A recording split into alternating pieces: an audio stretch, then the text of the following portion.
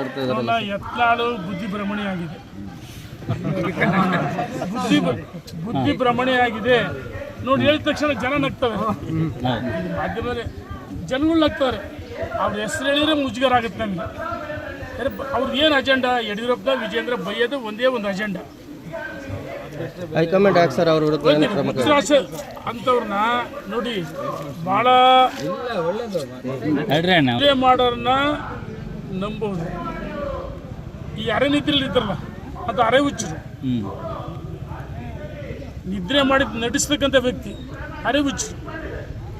ಹಾಗಾಗಿ ಬುದ್ಧಿ ಭ್ರಮಣೆ ಆಗಿದೆ. ಹುಚ್ಚರ ಅಸತ್ಯ ಸೇರಿಸಬೇಕು. ಕೇವಲ ಯಡಿಯೂರಪ್ಪ ವಿಜೇಂದ್ರ ಬೈಯೋದಷ್ಟೇ ಒಂದು ಅಜೆಂಡಾ. ನಾನು ಕೇಳ್ತೀನಿ, ನಿನ್ನೆ ದಿವಸ ಏನು ಹೇಳಿದರು ಸದನದಲ್ಲಿ, ನಾನು 2 ಜನ ರಣ್ಯರಾವ್ ಬಂಗಾರ 2 ಜನ ಸಚಿವರ ಬಗ್ಗೆ ಮಾತಾಡ್ತೀವಿ ಅಂದರು. ಯಾಕಪ್ಪ ಮಿಸ್ಟರ್ ಯತ್ನಾಳ್ 2 ಜನರ ಹೆಸರು ಹೇಳಲಿಲ್ಲ? ಏನು ನಿನ್ನ ಬಾಯಿಗೆ ಯಾರ ಬೀಗ ಹಾಕಿದ್ರ? ನಿನ್ನೆ ಅವ್ರು ಹೇಳಿದ್ದಾರೆ, ಯಾಕೆ ಮಾತಾಡಲಿಲ್ಲ? ಇವತ್ತಿಗೂ ಕಾಂಗ್ರೆಸ್ಸಿನ ವಿರುದ್ಧವಾಗಿ ಈ ಮನುಷ್ಯ ಮಾತಾಡ್ತಾ ಇಲ್ಲ. ಇವತ್ತು ನೋಡಿ ಸಂಪೂರ್ಣವಾಗಿ ಸರ್ಕಾರ ವಿಫಲವಾಗಿದೆ, ಟೇಕಪ್ ಆಗಿಲ್ಲ.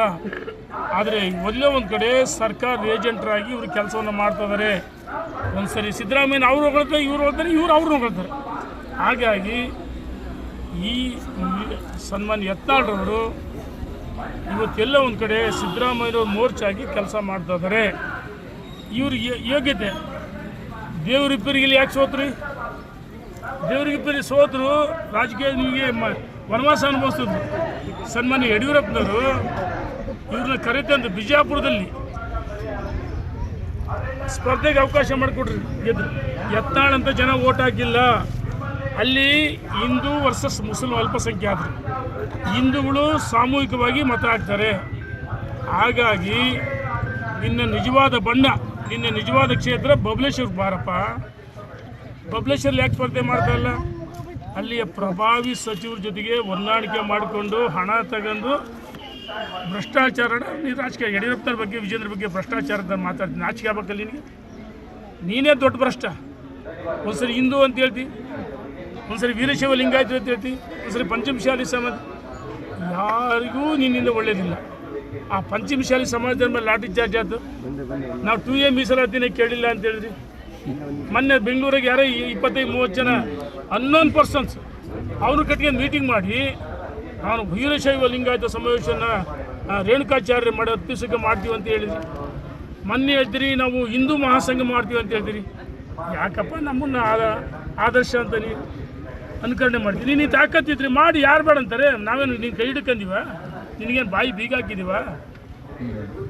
ಬಬಲೇಶ್ವರದಲ್ಲಿ ನಿನಗೆ ತಾಕತ್ತಿಲ್ಲ. ಹೊಂದಾಣಿಕೆ ರಾಜಕಾರಣ ಮಾಡಿಕೊಂಡು ನನಗೆ ಇಡೀ ಬಿಜಾಪುರದ ಜಿಲ್ಲೆಯವರು ಪಂಚಮಶಾಲಿ ಸಮುದಾಯದರು ಯಾರು ಈ ಮೋಸ ಮಾಡಿದ್ರು ಅಂತ ಹೇಳ್ತೀವಿ. ಮಾಧ್ಯಮ ಸ್ನೇಹಿತರು ಕೇಳಿಸಿಡ್ರಿ. ಭಾಳಷ್ಟು ಜನರಿಗೆ ಈ ಮನುಷ್ಯ ಮೋಸ ಅನ್ಯಾಯ ಮಾಡಿದ್ದಾರೆ. ಈ ವ್ಯಕ್ತಿ NRI ಗೆಸ್ಟ್ ಹೌಸ್ಗೆ ರಾತ್ರಿ ಯಾಕೆ ಹೋಗ್ತೀಯಪ್ಪ? ಅಲ್ಲಿ ಯಾರು ಕಾಲಿಡಿತಿ? ಪ್ರಬಲ ವ್ಯಕ್ತಿ ಯಾರು? ಮಂತ್ರಿ ಯಾರು? ನೋಡಿ, ಅಲ್ಲಿ ಭಾಳಷ್ಟು ಜನರಿಗೆ ಈ ಮನುಷ್ಯ ಟೋಪಿ ಹಾಕಿರಿ. ಪಂಚಮಶಾಲಿ ಸಮಾಜದವರಿಗೆ ಬಿಟ್ಟಿಲ್ಲ, ಒಂದು 5-6 ಹೆಸರು ಹೇಳ್ತೀವಿ ಸಾಕು.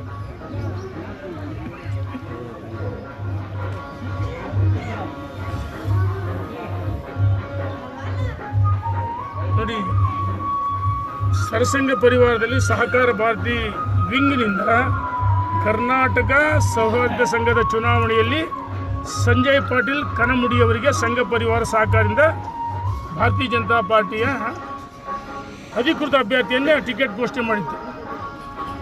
ಈ ಮನುಷ್ಯ ಬುದ್ಧಿಭ್ರಮಣೆಗಿಲ್ಲ.